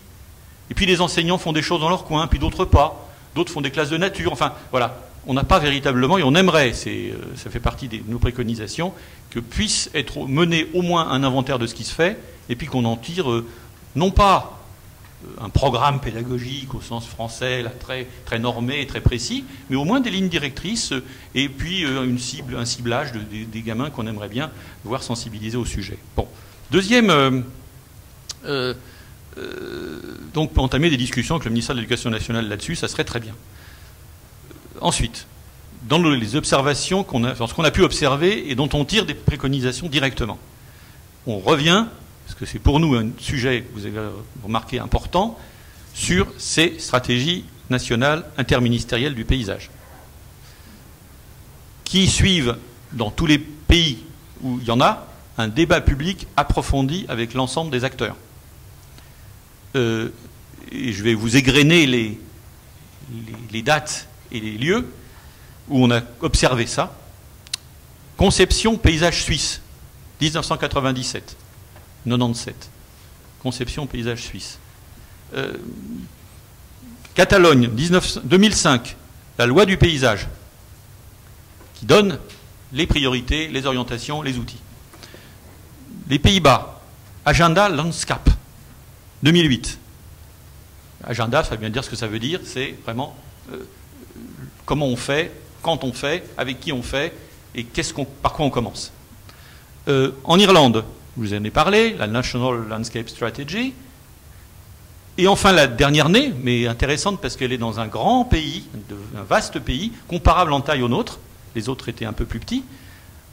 14 mars 2018, après des états généraux, Stati Generali del Paesaggio, l'Italie met en place une charte nationale, Carta Nazionale du paysage, qui est sous-titrée « Éléments pour une stratégie nationale ». Ça, c'est la matière brute, et de manière un peu plus précise et plus intéressante, dans chacune de ces stratégies nationales, la dimension intersectorielle, interministérielle, transversale est très, très explicitement et clairement affirmée. En Irlande, il est prévu d'identifier des politiques sectorielles nationales ayant des conséquences paysagères. Ils appellent ça les Department, ministères, Specific Landscape Policies. Chacun des ministères ayant dans ses compétences et dans son action un impact sur le paysage doit définir les dimensions de sa politique, les dimensions paysagères de sa politique, tous les ans. Bon courage. La stratégie suisse, elle met en exergue qu'il y a 13 politiques nationales fédérales identifiées, de toutes sortes. Ça va du tourisme, évidemment, à la défense nationale. Suisse, c'est important, dans le placard avec le fusil. L'énergie, évidemment, notamment l'énergie hydroélectrique, qui a été historiquement très importante dans ce pays de montagne. L'agriculture, le patrimoine culturel. Et le premier axe identifié dans la charte italienne de cette année, là de 2018, c'est que le paysage, la dimension paysagère doit être prise en compte par les différentes politiques sectorielles de gestion du territoire. Donc on a vraiment une convergence à la fois dans la forme, l'énoncé d'une stratégie, et dans le contenu de cette stratégie, qui est de fédérer l'ensemble des politiques sectorielles. Vous voyez sur la diapo l'Italie qui a identifié les lieux, les thématiques où le paysage avait de l'importance, et vous noterez à la fin la bellezza, la beauté. Ils n'ont pas peur de le dire. Et on nous, quelquefois, un petit peu frileux là-dessus, nous autres en France. La beauté, c'est pas sérieux. Bon. Donc, notre première recommandation du rapport, ça c'est la photo de l'exposition qui a eu lieu à la BNF en début d'année, en fin d'année dernière plutôt. Donc la recommandation numéro 1, c'est élaborer une stratégie nationale interministérielle du paysage mobilisant l'ensemble des ministères concernés, des collectivités et acteurs publics, associatifs et professionnels. Et cette stratégie, je le répète, doit être précédée d'un débat national sur les enjeux, une réflexion sur la cohérence des politiques et de priorités en termes d'acteurs et de type de territoire à qualifier. On commence par quoi? Il y a des problèmes en France sur les entrées de ville, il y a des problèmes en France sur la transition énergétique, il y a des problèmes en France sur l'intensification agricole et la déprise. Par quoi on commence? Peut-être qu'il faut faire tout à la fois, mais en tout cas, il faut l'affirmer et l'énoncer. Voilà. Et la première étape pourrait être de commencer par l'échelle régionale, puisqu'après tout, les régions qui viennent de se constituer sont en peine, parfois, dans certaines d'entre elles, je ne parle pas de la Normandie, mais d'autres, de se doter d'une identité, et cette identité peut être une identité paysagère à partir de stratégies et de mise en place de réseaux. Oui, je précise juste que cette préconisation figurait déjà dans le rapport de 2014, mais le fait d'avoir réalisé qu'en fait elle était déjà en œuvre dans la quasi-totalité des pays qu'on a visités, nous a incité à la reproposer et à vraiment asséner cette question. Alors, recommandation numéro 2. Alors, développer l'échelon régional. Donc, en fait, c'est un peu la suite de ce qu'on vient de dire. C'est comment on met en œuvre ça sur le terrain. Donc, je viens de vous dire tout à l'heure que l'échelon régional était finalement mal identifié, en tout cas mal armé par rapport dans la loi. Enfin, il peut animer. Il peut faire rechercher, il peut mettre tout le monde autour d'une table, mais il n'a aucune tutelle sur les secteurs qui sont en dessous, les départements et les communes. Donc nous, ce qui nous a semblé, c'est qu'il était important que il nous a semblé que l'échelle régionale, cette fois-ci l'échelle géographique, par rapport à tout ce qu'on a vu dans les différents pays européens qui sont souvent des pays ceux qu'on a vus en tout cas étaient des pays beaucoup plus petits, l'Irlande, la Belgique, la Suisse sont des pays qui sont à l'échelle d'une région française, en surface, et parfois en population. Très comparable. Et nous, ce dont on s'est rendu compte, c'est que cette échelle, en comparant ce qui se passait dans les différents pays, était vraiment la bonne échelle pour décliner des politiques de paysage, pour décliner des stratégies de paysage. On ne se rend pas compte, mais la France est un pays très grand. Quand on voit la France depuis, dès qu'on passe la frontière, la France est un pays très grand. On ne s'en rend pas compte. Alors là, la carte que je vous ai mise, donc c'est une carte c'est une étude qui a été faite par Chloé Noël d'AgroCampus, une étudiante, sur les réseaux nationaux paysages. Donc ce qu'on s'est dit, c'est que ça serait intéressant d'avoir au niveau de chaque région, de s'appuyer sur un certain nombre de réseaux qui existent déjà, pour certains. L'idée, c'est de les étendre à l'ensemble des régions. On est parti du réseau, en fait, qui était la région Midi-Pyrénées, qui s'est maintenant étendu à l'ensemble de l'Occitanie, qui était un réseau qui, à l'origine, était un réseau fondé par des universitaires, par des paysagistes, par l'État, par le CAUE, voilà. Et donc, des gens qui n'étaient pas forcément l'État. Et avec des réflexions horizontales, puis ils ont produit des documents de réflexion, ils ont fait de la formation. Donc c'est vraiment un réseau, on ne va pas dire autonome, mais qui avait vraiment un rôle très très important, qui produit encore beaucoup aujourd'hui. Et nous, on aurait bien aimé que ce modèle se généralise, alors pas forcément toujours sur la même forme. Donc voilà, donc l'étudiante en question a fait un travail un peu sur les différentes régions, vues de Paris, enfin vues du ministère en tout cas, pour savoir où en était l'avancement de ces types de réseaux. Donc il y a un certain nombre de réseaux, comme en Bretagne, en Île-de-France ou en Occitanie, qui sont relativement actifs. Ils sont plus ou moins constitués. Parfois, ils se limitent à quelques paysagistes conseils, architectes des bâtiments de France, donc c'est plutôt État. Parfois, comme en Occitanie, sont beaucoup plus vastes. Donc je ne vais pas détailler la carte, hein, c'est pas intéressant, mais il y a différentes typologies suivant qui le préside. Donc l'idée, c'est que ça soit, à un moment, on pensait que ça serait intéressant que ça soit présidé, ou au moins coprésidé par l'État en région et la région, au sens de l'organisme politique. C'est pas mûr. Manifestement, c'est pas mûr. On peut l'espérer dans les années à venir. Voilà.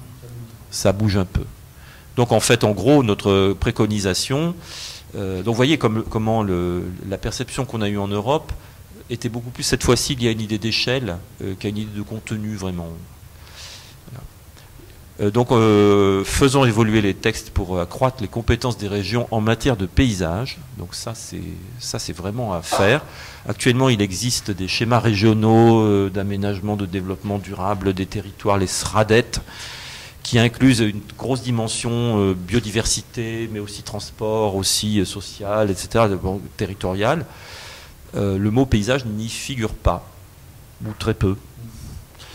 Voilà. Et en demandant aux régions d'être un peu chef de file, qui est un terme un peu technique chez nous. Là.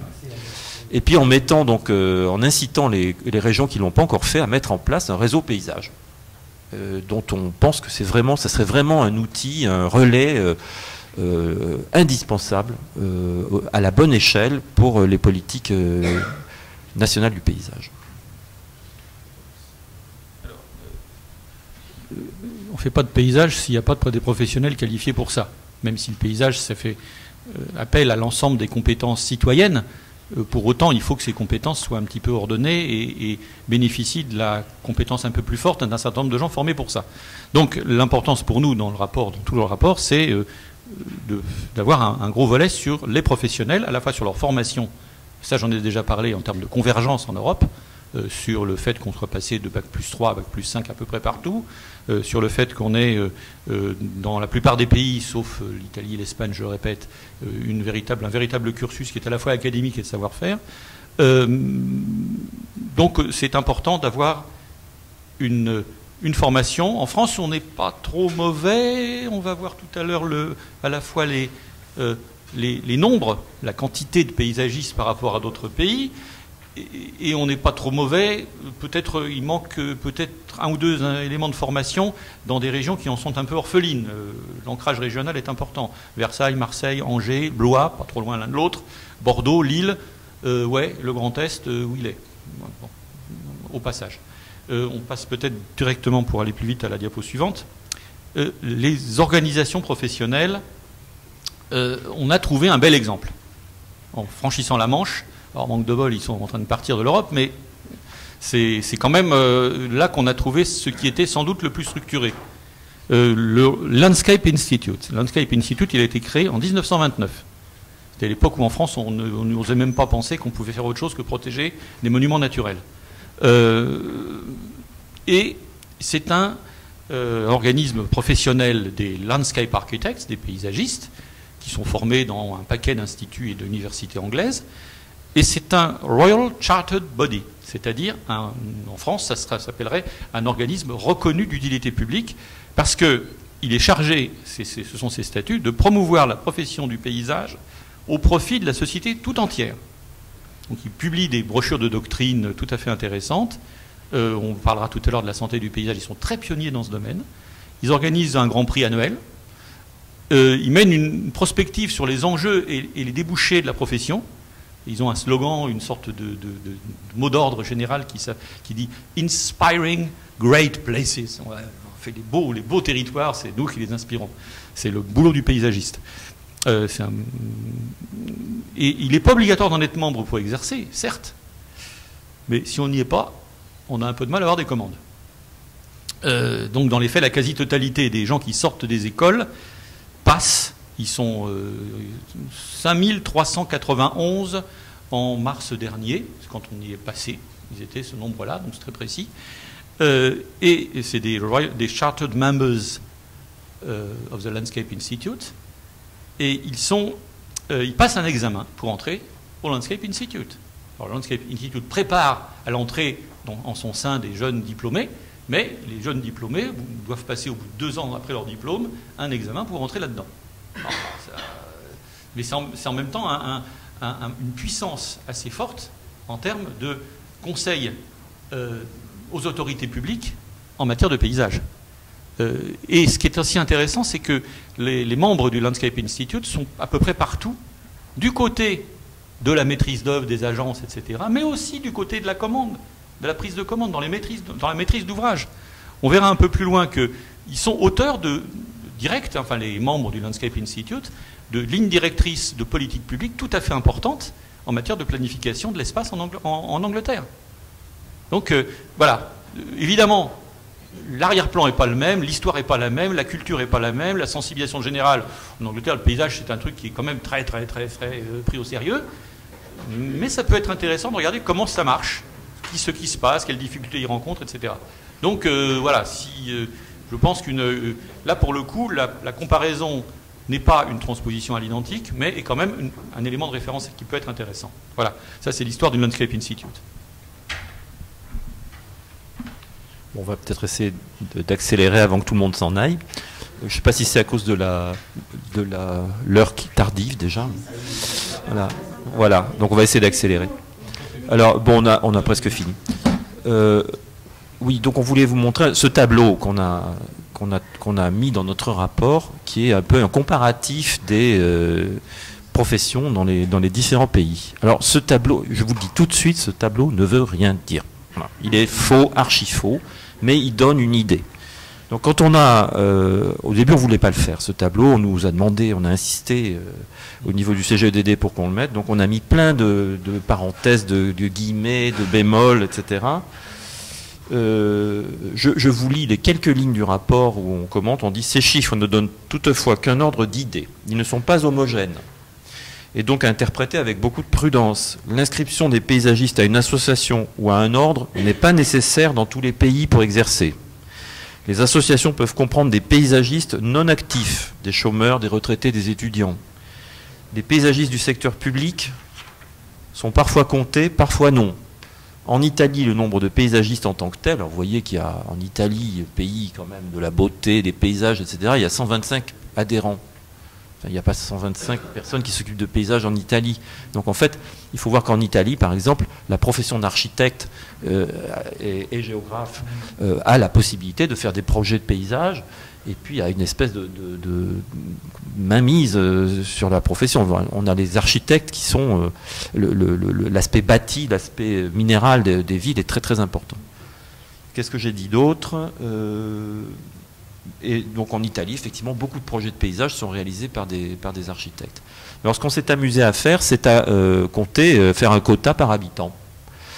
Alors, donc avec tous les bémols que je vous ai indiqués, on a quand même des chiffres qui ne sont pas inintéressants. Donc en Allemagne, 1 pour 12 000 habitants, sachant qu'apparemment, dans les adhérents de l'organisme en question, j'ai oublié comment ça s'appelait, c'est le Bundes quelque chose,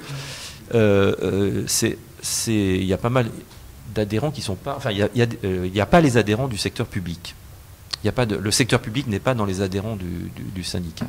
En France, on estimait à 2000 à peu près paysagistes, dont 650 à la Fédération française du paysage. Ça, je ne l'ai pas inventé, c'est sur votre site. Enfin, c'était sur votre site à l'époque, peut-être que ça a changé depuis. Voilà, donc c'est un de nos soucis, c'est de faire en sorte que ces effectifs augmentent. Donc il faut qu'on essaie de voir pourquoi ces effectifs ne sont pas plus nombreux.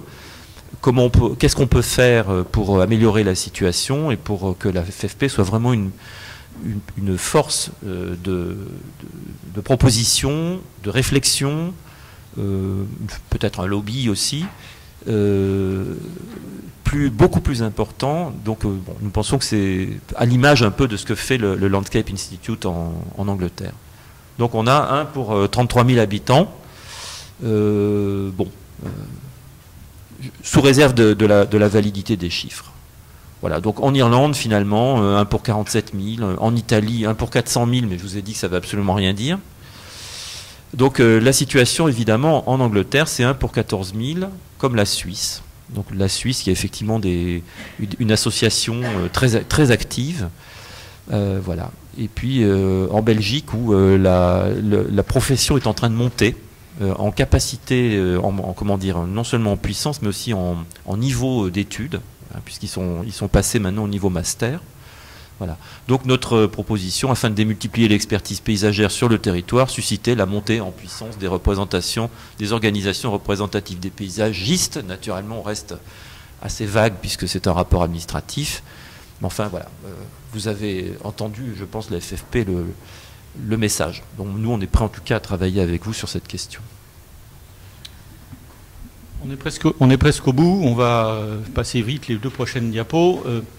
Ça fait aussi partie de nos leitmotivs et notre observation dans l'ensemble des pays. On ne va pas revenir sur ce qu'on a vu, sur ce qu'on a lu et sur ce qu'on nous a dit sur ce paysage comme outil facilitateur de politique sectorielle, comme un élément qui permet d'éviter la verticalité pathologique de ces politiques publiques. On a 3 exemples, pardon. Il y en a un qu'on a déjà vu, c'est l'urbanisme, mais il y a l'agriculture. On a vu en Suisse un excellent exemple de projets de contribution à la qualité du paysage qui sont faits par des groupes d'agriculteurs, d'associations et de collectivités, avec des aides directes aux exploitations agricoles et une ligne budgétaire, parce que c'est un peu expérimental, qui a été bouffée en 2 fois moins de temps que ce qu'ils avaient prévu. Donc il y a une adhésion du monde agricole suisse à des politiques de paysage à leur initiative remontante. En Irlande, on a eu aussi le même constat sur ce qu'ils appellent les uplands. En Irlande, les uplands, c'est quand ça dépasse 150 mètres d'altitude. Hein. Mais enfin, il y en a 25 sur l'ensemble de l'île, nord et sud, sujet d'actualité. En Catalogne, c'est la diapo du milieu, on a le bel exemple du Priorat, qui est un exemple de développement qui s'est fondé sur une transition agricole. C'était un territoire en déprise complète. Puis il y a un certain nombre de viticulteurs avisés et dynamiques qui se sont implantés là-dedans et qui ont complètement retravaillé l'image du territoire à partir de terrasses qui ne sont pas des terrasses anciennes, hein, mais qui sont des terrasses réinventées et reconfigurées de manière contemporaine. Deuxième exemple, la santé publique. Ça, c'est ce que vous avez juste à droite. Public Health and Landscape, brochure du Landscape Institute. Et c'est ce lien important entre le paysage qui favorise des politiques qui favorisent la qualité de l'air, la dépollution des sols, ou encore l'exercice physique. Quand on a un joli espace, on a envie de le parcourir de manière active et pas simplement en bagnole.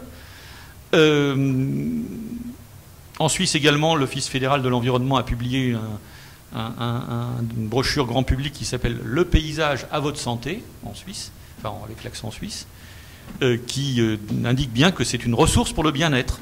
C'est une source de délassement. C'est l'exemple, le mot qui est employé dans toutes les brochures officielles en Suisse, c'est le délassement. Oui, pardon, le délassement. Et il parle aussi de services paysagers offerts par... Voilà. Et puis la dernière image, c'est celle qui est d'ailleurs à gauche. Bon, on ne lit pas forcément dans l'ordre, on améliorera. C'est la trame verte et bleue. En France, la trame verte et bleue, c'est dans la loi, malheureusement. L'objectif unique de la trame verte et bleue, c'est de lutter contre la perte de biodiversité. Point. Ben, en Angleterre, la Green Infrastructure, c'est-à-dire la même chose, c'est 7 ou 8 fonctions qui sont évidemment la biodiversité, mais aussi la promenade, le délassement, mais aussi les circuits courts alimentaires produits dans cette infrastructure verte, mais aussi l'épuration de l'eau, la lutte contre les inondations, etc. Donc on a bien dans ce pays un système où le paysage est une dimension facilitatrice et fédératrice en matière des politiques de la nature stricto sensu. Voilà. Ensuite, donc nous avons à partir de là émis une suggestion. Bon, on a émis des suggestions sur la trame verte et bleue. On a dit qu'il fallait sortir du tout écolo, du tout biodiversité, mais avoir une vision beaucoup plus large de la chose. On a parlé des politiques d'urbanisme tout à l'heure. Et sur l'agriculture, on a émis la recommandation suivante: proposer au ministre de l'Agriculture et de l'Alimentation l'engagement d'une mission conjointe CGEDD, nous, CGAER, nos collègues de l'agriculture, il y a 2 A d'ailleurs, puisqu'ils parlent de l'alimentation, en vue de l'élaboration d'un plan d'action agriculture et paysage visant une gestion qualitative de l'espace agricole et sa bonne complémentarité avec l'espace urbanisé. J'ai le plaisir de vous dire que cette recommandation a été suivie et que nous venons de démarrer sous la double signature, ce qui était totalement exceptionnel, de Nicolas Hulot et de Stéphane Travers, ils ont signé le même papier, vous vous rendez compte, une mission qui vient de démarrer avec on est 4 et il y a 2 collègues du CGAER qui découvrent l'intérêt de faire du paysage en agriculture. Et ils nous ont ajouté la forêt. Bon, c'est un peu plus compliqué, mais enfin, logiquement au printemps prochain, nous sommes censés rendre notre rapport, on reviendra peut-être vous en parler avec les collègues en question. Et voilà, la photo, c'est une photo d'Italie, du Parco Agricole et du sud Milan, qui montre cette espèce d'interaction étonnante entre les citadins qui se trouvent dans l'immeuble là-bas à l'arrière-plan et les ruraux, les agriculteurs, les riziculteurs en l'occurrence. C'est le Parco delle Risaie. Dans une zone protégée, il y a une initiative locale qui s'est lancée entre citadins et cultivateurs pour s'interconnaître, pour échanger des pratiques, faire comprendre ce qu'ils faisaient, éventuellement aussi consommer les produits en circuit court. Donc il y a peut-être en France des petites solutions de ce genre qui existent un peu partout en périurbain, mais en tout cas là on en a vu une assez intéressante. Voilà, donc en conclusion, on va être très très bref. En fait, la priorité des priorités pour nous, c'est qu'il y ait une stratégie. C'est-à-dire qu'on sache où on va, qu'on décide avec les différents ministères, que ce soit l'éducation nationale, que ce soit le ministère de l'Agriculture, que ce soit le ministère en charge du paysage, qui est le ministère de la Transition écologique, et non pas solitaire, comme on l'a dit, mais qui, dans le cas particulier, on se sent parfois un peu solitaire. Et donc, d'arriver à mettre en place cette réflexion, c'est très très très difficile. Donc nous, ce que nous avons proposé pour les 7 autres propositions, c'est que ce soit des propositions qui permettent de mettre en place, de préparer le terrain pour que cette chose puisse avoir lieu. C'est-à-dire que les gens puissent enfin se rencontrer en créant peut-être au niveau régional une forme de pression sur le niveau national pour que ces choses-là se mettent en place, en renforçant le rôle de la Fédération française du paysage pour qu'elle soit plus une force de pression, de puissance, de réflexion, et puis un gros travail donc de connaissance de ce qui se fait auprès de la culture paysagère française, de ce qui se passe au niveau des enfants, au niveau des lycées, au niveau des professionnels, c'est-à-dire commencer déjà par avoir un minimum de connaissances et puis de pouvoir partager cette connaissance au niveau national sur l'enseignement en matière de paysage. Alors là, c'était juste c'est Grenoble. Hein, Grenoble est en train de faire un travail intéressant avec ses carnets de paysages où il souhaitait placer le paysage au cœur de son projet de territoire. Donc, dans le cadre du PLUI, qui comporte 49 communes, je crois, avec le comme moteur, alors, vous me direz c'est mal parti, mais c'est d'éviter la surconsommation d'espace. Voilà, nous vous remercions de votre patience pour ceux qui restent. Alors c'est vrai que c'est très abscon, c'est très abstrait ce qu'on propose. On fait des propositions internes au ministère pour définir des politiques. Je pense que dans les prochaines réunions du samedi matin, il y aura peut-être des projets plus concrets. Enfin voilà, c'est notre champ de travail, donc on vous l'a présenté tel qu'il est. Merci.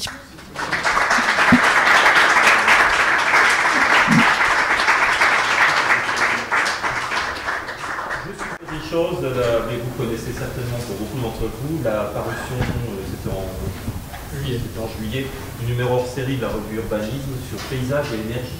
Donc il y a pas mal d'articles, et notamment un article de Bertrand Soléa 2. Voilà, c'est très intéressant. Merci à vous. C'est pas du tout abstrait en fait pour les paysagistes, parce que qu'on soit encore à l'école, jeunes professionnels, paysagistes conseil, paysagistes maîtres d'œuvre, je pense que tout ça nous parle beaucoup. Que ce soit la défense d'une OAP thématique sur le thème du paysage, on voit très bien ce que ça peut faire en termes d'urbanisme. Donc c'est tout à fait nos sujets, on les partage avec vous et on est très content que vous soyez venus ce matin dans ce cycle de conférences qui n'est pas ouvert que à la pratique et aux résultats des projets, hein, bien sûr. Donc vous reviendrez après pour le deuxième. Parfait. Et alors juste, moi je vais vous poser une question à chacun. Petite comme ça simplement, c'est-à-dire sur les 8 pays, toi Jean-Luc qui est paysagiste des PLG, parmi les 8 pays, est-ce que tu as rencontré des paysagistes comme toi qui travaillent aussi proches de l'État en conseil, un peu le même profil que le tien? Et ma question pour Jean-Pierre, est-ce que la recommandation 3 qui concerne aussi l'organisation de la fédération et puis pouvoir aussi développer. Dans le premier organigramme que tu nous as montré, comment elle pourrait être fléchée au sein du ministère? Question difficile. C'est vrai que c'était une des choses qu'on voulait faire et qu'on n'a pas réussi vraiment à faire, c'est à séparer, à essayer de rencontrer à répondre à la question où sont les paysagistes dans le secteur public. Voilà, il y a les paysagistes privés, etc. Mais en Allemagne, on a vu tout à l'heure que les paysagistes du secteur public, ils ne font pas partie de la Bundes, je ne sais plus quoi, leur association Kammer, voilà, chambre. Voilà. Donc, on a vu effectivement un certain nombre de paysagistes. On a vu beaucoup d'universitaires. À Milan, par exemple, c'était des universitaires, donc ils s'occupent des questions, qui sont plutôt des géographes, qui sont plutôt des gens qui réfléchissent sur la question. Donc en Suisse, voilà. En Suisse, j'en ai rencontré. En Suisse, voilà, pour répondre. En Catalogne, non, c'était privé. Voilà. Donc en Suisse. Voilà. Alors oui, où est-ce que se situe le point d'application finalement de cette recommandation? Et comme toutes les autres. C'est-à-dire qu'il y a à la fois dans la chaîne hiérarchique de l'organigramme, on a d'abord une impulsion. Alors si tout va bien et si les choses sont parfaites, le rapport étant remis au ministre, c'est au ministre de décider de le mettre en œuvre. Bon. Et la recommandation 6 sur l'agriculture, bon, c'est fait. Mais les autres recommandations, la 3 notamment, ça dépend du ministre et puis de la chaîne hiérarchique. Et le point d'appui, le point focal des politiques publiques du paysage en France, c'est le bureau dit QV2, Bureau des paysages et de la publicité, réduit à 4 équivalents temps plein, on va dire, en comptant les 3 chargés de mission et une partie de la chef de bureau et une partie de son adjointe. Ça fait peu de monde. On sait qu'ils ne peuvent pas tout faire. On sait qu'ils sont tous, on peut l'attester ici, extrêmement motivés sur ce sujet. C'est vraiment des fonctionnaires militants, on peut dire. mais ils ne peuvent pas avoir des journées qui font 48 heures. Et donc, ce qu'on pense, c'est qu'il faut que cette action nationale nécessaire, si un jour on veut qu'il y ait une stratégie nationale, il faut qu'elle soit pilotée. Il faut qu'il y ait un point de référence au niveau le plus haut de l'État possible. Alors même si on pense aussi que ce bureau du paysage planqué chez les faiseurs de logement de la DHUP ou chez les faiseurs de nature de la Direction Générale Aménagement, Logement et Nature, c'est pas forcément là qu'il serait le mieux. Dans l'idéal, et ça serait bien qu'il soit un peu plus haut dans l'organigramme et un peu plus transversal, si on veut faire des politiques transversales. Enfin, c'est ça, c'est la situation actuelle. Et donc, cette situation actuelle, on s'adresse à eux, on a beaucoup travaillé en lien avec eux pour que les formulations soient des formulations qui les aident plutôt que les entraver. Ce n'est pas notre intention de les mettre en difficulté, mais il faut comprendre que c'est pas tout à fait à l'ordre du jour aujourd'hui dans notre État qui fait des économies partout, de renforcer des effectifs là-dessus. D'où l'importance aussi de l'échelon régional. L'échelon régional, les fédérations régionales de la FFP sont-elles ou pas dans les réseaux qui existent ou dans ceux qui pourraient exister? Et s'il n'y en a pas du tout, peut-être qu'elles peuvent dire aux services de l'État, aux CAUE, aux universitaires, aux régions, aux conseils régionaux, ça serait bien les gars que vous fassiez quelque chose. Voilà. Merci. Bon, alors donc, on va prendre éventuellement quelques questions, quelques remarques. C'est un peu difficile, effectivement, de réagir sur une présentation qui est aussi complexe, quoi, aussi lourde. Je dirais, comme moi, mon sens de la technocratie est à peu près celui d'un élève de maternelle. J'ai beaucoup de mal à comprendre l'entremêlement de tout ça. Par contre, je vis les conséquences de tout ça.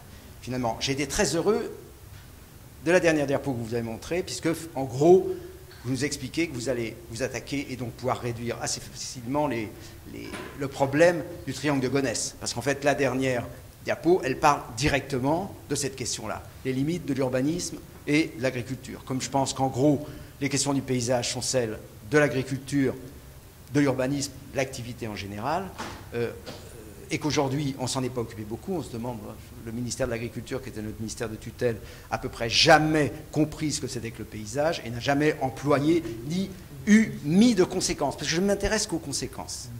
Et ce que je remarque le plus, c'est que les choses ne sont pas suivies. Vous citiez les contacts que vous aviez eus avec Caroline Stefulesco au moment où se montait Séquence Paysage, qui était un truc fantastique qui s'arrête immédiatement. Parce qu'au final, on fait que des scoops. On démarre et on ne continue pas. Et je pense que la continuité, comme la transversalité, sont les choses les plus importantes de la question du paysage. Comment ça se continue? Nous, en ce moment, on est en train de terminer, on participer à la fin d'un plan de paysage sur 28 communes, autour de 60. Bon. Quand j'ai fait ça, je me suis dit, mais finalement, comment ça aboutit? Moi, ma vie a été plutôt professionnellement de faire des projets. Donc, j'ai téléphoné à Bertrand Folléa. Je lui ai dit, après ces plans de paysage, tu en as fait plusieurs, quelles sont tes réussites les plus intéressantes? Qu'est-ce que tu penses que ça a donné? Il me dit, j'en sais rien, quand le plan est fini, on se barre et puis on n'en entend plus parler. Donc là est, à mon avis, le problème le plus important. C'est-à-dire, qu'est-ce qui se passe avec toutes ces recommandations? Pourquoi ça n'aboutit pas? Pourquoi on ne sait pas quoi en faire? Parce que finalement, les idées, elles sont assez bonnes, elles sont fantastiques. Il y a 10 000 choses très très bien. Mais il n'y a pas de bout. Ça ne peut pas atterrir. La discussion avec l'agriculture, en ce moment, elle est quand même particulièrement difficile. Et quelles sont les répercussions de tout ce que vous avez vu sur l'Europe, sur la PAC? Le paysage dans la PAC, il est où? S'il n'est pas là, il est nulle part. Parce que tout ça, c'est des bricoles. Et c'est ça voilà, c'est ça un peu ma question. Est-ce qu'on n'est pas... Parce que finalement, vous avez dit très clairement, le paysage, ce n'est pas une colonne en plus à côté. Moi, j'ai vécu le paysage toujours comme une colonne en plus à côté. Et malgré tout, il n'est pas dedans. Et si on est obligé de parler du paysage, et si l'agriculture elle-même n'est pas consciente que c'est elle qui fait le paysage, eh bien voilà, alors vous me direz, on est un petit peu mal parti avec le gouvernement qu'on a, et avec l'insensibilité, l'incompréhension, je pense, le négationnisme, je pourrais dire, de notre cher président. Voilà.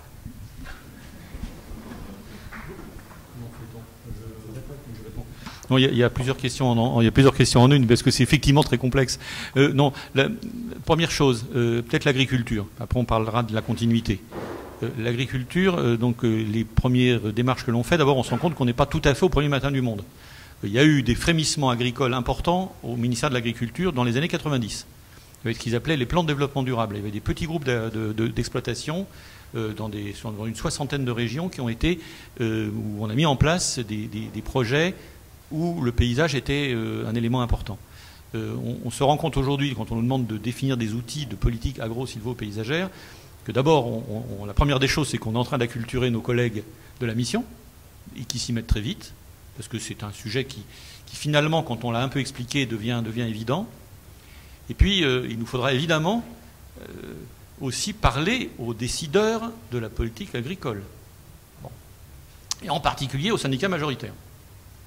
Donc je rappelle que l'actuelle présidente a écrit de très jolies pages sur le paysage. Je rappelle aussi une anecdote marrante qu'il n'y a pas longtemps, la FNSEA a sorti un clip vidéo montrant les bienfaits de l'agriculture. Pas seulement dans l'assiette, parce que ça, ils auraient peut-être eu un peu de mal, je ne vous répéterai pas, mais sur la vision de l'espace. Et c'était une collection de belles images. Regardez ce que produisent les agriculteurs. Et puis il y a un méchant journaliste de France 2 qui a été regardé un peu plus près, et qui a dit, mais nom d'un chien, il n'y a aucune de ces images qui est française. Ils s'étaient fait avoir par leur boîte de com qui leur avait sorti des images de Roumanie, d'Espagne, de je ne sais pas où. Mais ça veut dire quoi? Ça veut dire que pour eux, la production d'espace est un sujet important qui, à mon avis, n'est pas trop un problème quand on a des produits de label, et pas trop ou un peu moins un problème quand on est dans les systèmes de circuits courts et d'agriculture périurbaine, où là, il y a des choses intéressantes qui se sont faites, Marcoussis, etc., et qui, par contre, méritent encore d'être faites sur un échelon industriel, si j'ose dire, dans la grande culture et dans ce qui est censé nourrir la planète. Là, il y a des politiques intéressantes qui ont été menées, non explicitement paysagères, mais avec conséquences paysagères directes, qui sont les politiques d'agroforesterie, les plantations de haies, les replantations de haies. Malheureusement, on est encore en perte nette. Puis c'est vrai que le symbole de la plaine de Gonesse, bon voilà, c'est terrible. Ça, c'était la première tentative de réponse. On a bon espoir que ça puisse percoler au niveau agricole, parce qu'aujourd'hui, les agriculteurs sont tellement dans la nasse des demandes sociales de qualité, de l'eau, des petites bêtes, des abeilles, enfin bon, qu'ils sont dans un système où ils ont besoin de bouger.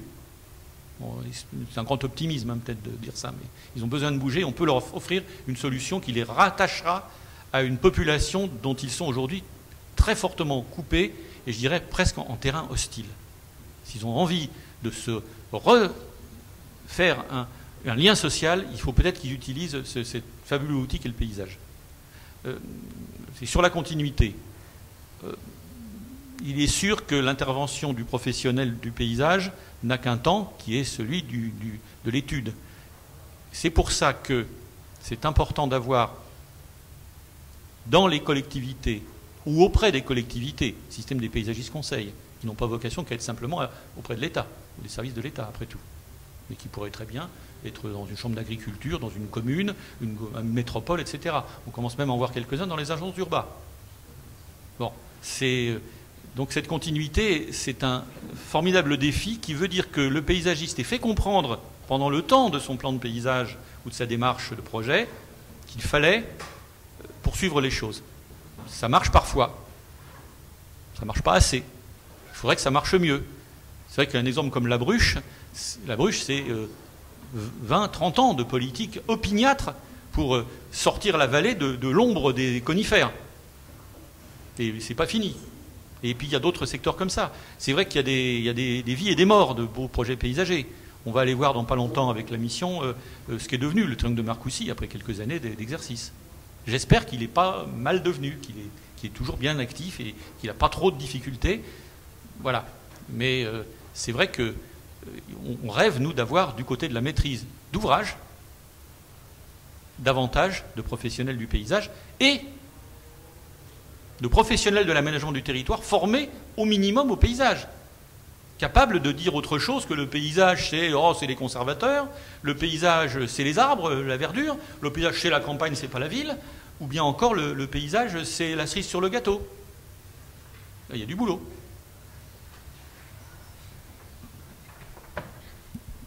Merci. D'autres questions, des remarques? Non? Non? Oui, allez-y. On voit votre protection du chef du paysagistique au sein de l'État, donc on est sur la région de France. J'avais quand même été interpellé dans votre rapport, Jean-Luc, vous pointez le fait que dans certains pays, il y a un effet pyramidal qui n'est pas inintéressant et il y a un contrôle de fait entre l'instance supérieure, la région, sur le département ou sur la commune. Je dis pour dire, c'est très variable en fonction des institutions. Et donc les documents qui sont produits par la région, on force le loi en quelque sorte. Ils ont force de loi entre guillemets auprès des instances en dessous de pas de vente. C'est vraiment légal. C'est comme en France. Hein. D'accord, mais ce qui c'est opposable aux citoyens. D'accord. Alors on a ça en France quand même, avec théoriquement ce qu'on appelle la pyramide des documents de planification. En Ile-de-France, on a des briques, ensuite plan de l'urbanisme intercommunaux, mais effectivement, outre ces documents ont un volet paysage extrêmement faible, voire inexistant, on pourrait s'interroger sur l'éventualité d'un schéma régionaux. On pourrait de toute force locale. Justement, par exemple, le schéma régional éolien, qui était un outil extrêmement intéressant. Il y avait une nécessité de prise en compte et qui permettait de dire où on fait de l'éolien, où on n'en fait pas. Et sur des bases paysagères, entre autres. Et désormais, ce schéma n'a plus de valeur juridique, il ne s'impose pas aux porteurs de projets éoliens. Donc maintenant, on a des projets qui arrivent n'importe où, n'importe comment, et qui ne se basent pas sur ce plan stratégique régional. Il serait de bon augure que ce type de schéma reprenne sa valeur juridique qu'il avait il y a 4-5 ans, et dont les législateurs sont revenus en arrière. Même chose pour le schéma régional de cohérence écologique.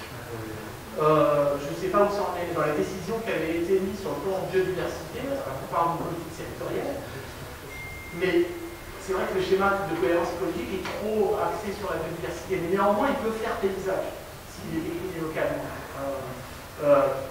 Et ce schéma-là, il semblerait que la prise en compte soit abandonnée. Voilà, autant d'éléments qui sont un peu inquiétants parce que on a élaboré des outils qui existent sur le territoire qui permettent de voir à une certaine échelle ce territoire avec un volet éventuellement paysager et qui perdent de leur efficience puisqu'ils ne s'imposent pas d'une manière, je dirais, donc c'est en fait c'est à vous de défendre ça au sein de la région de France. Parce que effectivement, ce sont des schémas dans lesquels le paysagiste n'est pas suffisamment interpellé en fait.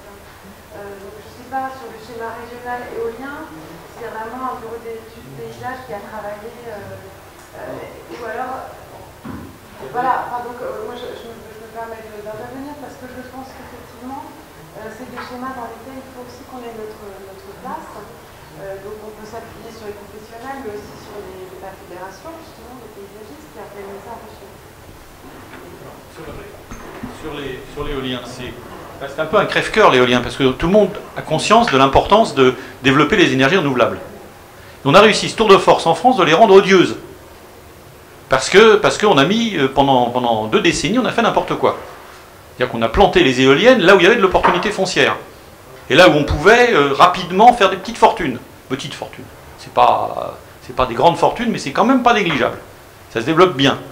Donc c'est un peu ennuyeux. Alors il y a eu des tentatives. Les tentatives, je pense, auxquelles tu faisais allusion, c'était les plans de développement de l'éolien qui étaient locales et qui disaient, sur un territoire particulier, on va implanter convenablement les machines là où on a décidé de le faire. Puis c'était considéré par les producteurs d'éolien comme encore trop de contraintes. Donc on a remplacé ça par le schéma régional éolien qui, lui, est un schéma globe, pas globe.